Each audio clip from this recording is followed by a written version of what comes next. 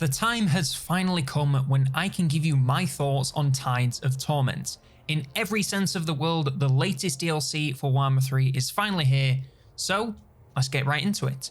Of course, this paid DLC is also coming with a free update, and I have to say, I'm a pretty big fan of most of it. The good first, and that starts with Norska. For years, they have been a barely functioning campaign with pretty terrible mechanics, but with this rework, I really think they're a lot of fun. Their baseline gameplay of taking settlements and shrines is a lot more interactive than simply raising. The allegiance to the Dark Gods is still a pretty simple mechanic, but you're getting a ton of powerful effects from it and everything you can build in shrines, so it feels rewarding to interact with. Monster hunts are now also a lot more fun, alongside actually working, which is a bonus. Sending individual lords off to hunt in specific climates is great and gives you a lot more control over what you want to hunt and when, depending on what area of the map you happen to be in. The three kinds of hunts each have their own benefits, and overall they feel a lot more rewarding to take part in. As for the specific faction changes, Throg is the clear winner with his new troll-based mechanics. They're pretty simple, but giving him a troll-themed war is pretty fun. Wulfric is also kinda neat, but his mechanic is a lot more niche and can be used when playing as Throg, so it leaves him feeling a touch redundant. That said, his new starting location is a lot of fun and breaks up the usual grind of uniting Norska before you can get to work on building shrines. The new Freelsea Lord is also a lot of fun, if a little bit overpowered. The Mask and her dancers is a total blast and opens up a lot of opportunities for unique combinations depending on your playstyle and army composition. It is pretty overpowered layering this many effects and abilities onto your armies, but it's a fun power trip in a relatively challenging area of the map. The High Elves got a single new mechanic for the race and a few tweaks for Tyrion and Teclis. The racial mechanic is pretty good, even if it is a little bit fiddly to get to grips with. Taking various patronages on Ulthuan for all kinds of rewards makes a lot of sense and makes the donut feel a little more important, which is never a bad thing. It is just a little janky that you first have to make sure the area is under High Elf control, then capture a patronage, then hope that no one tries to take it because the notifications are really easy to miss, and if they do, it stops you from doing anything for a few turns, which is also easy to lose track of.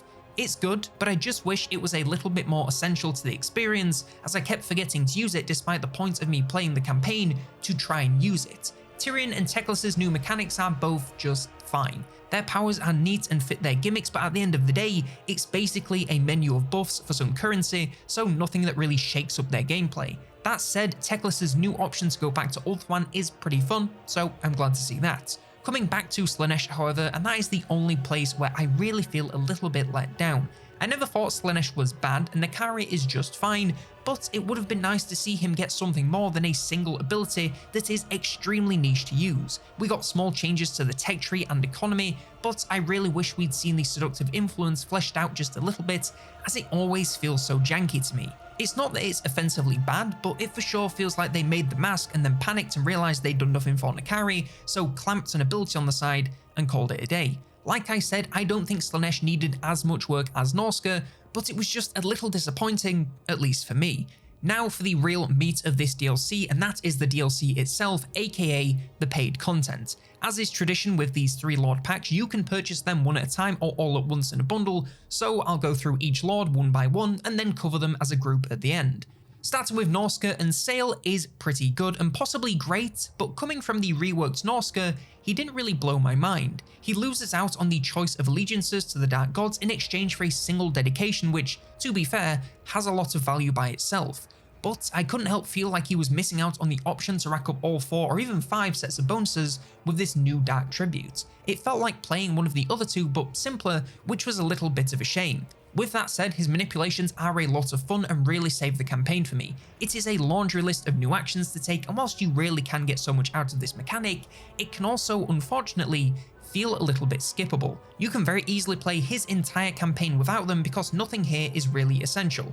And I get why. If compulsory actions were tied to these effects and you didn't unlock them or couldn't do them in time, it would feel bad, but the way it is, you can very easily just skip them if you forget. They are plenty strong, and if you do use them, you will have an easier and more engaging campaign, but I don't think you'd struggle if you didn't. And one last note for the campaign, this starting location is pretty fun. Lots of danger in every direction gives it a nice challenge right out the gate, so I really like that. As for the unit side of Norska, I feel like they did pretty well. Sayl is a fairly basic but fun spellcaster, especially once you get some levels into him. The rest of the units fill nice gaps in the roster, giving you mid-game melee infantry, cavalry glass cannons, and a few more interesting monsters to keep things fun. Whilst I don't think anything here is essential, I did enjoy using most of the new units whenever I could. All in all, I'm going to have to give Sayl a 7 out of 10. And by the way, I heard someone say the other day that a 7 is an average game, and I just have to say that I completely disagree. For me, 5 is completely fine.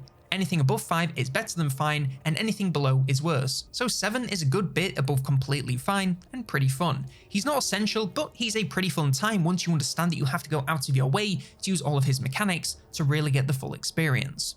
Coming to Slaanesh, and Dechala is probably my favourite of the DLC lords, and it really comes down to how much she shakes up the Slaaneshi formula. Her 3 settlement types and how they interact gives her a very unique playstyle that focuses on settlement quality instead of quantity. Harvesting thralls from around the map and using them to build up powerful pleasure palaces in key locations is such a refreshing way to play. I'm still doing the standard gameplay of attacking settlements almost every turn, but instead of filling most of them with income buildings and forgetting about them, I'm draining them of thralls as fast as I can and then tossing them or converting them to minor military outposts. This approach to settlements is by far her best feature, and I just wish the rest of her mechanics were as good. Her Tormentor's tributes aren't bad by any means, but they're also nothing really special. It's a collection of buffs to the faction, lords, and heroes, and that's really it. I would have liked to see some actions that use thralls to be a little more interactive, but what can you do? That said, I like her unit corruption instead of regular army seduction.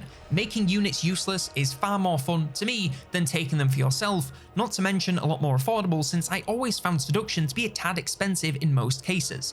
As for the new Slaanesh units, they're alright. The back 3 are pretty tight with more fun charging units, but the rest are a little bit mid. Slangors and Devotees are okay, but nothing crazy. The new Lords and Heroes are all fine, there's nothing bad, and for Decala's non-demonic focus they fit really well. It's just there's nothing here that I'd say you're missing out on if you play Slaanesh without it. That said, this is, in my opinion, the best Slaanesh campaign by far for that settlement system alone. So with all that in mind, I think I'd give Dechala another 7 out of 10.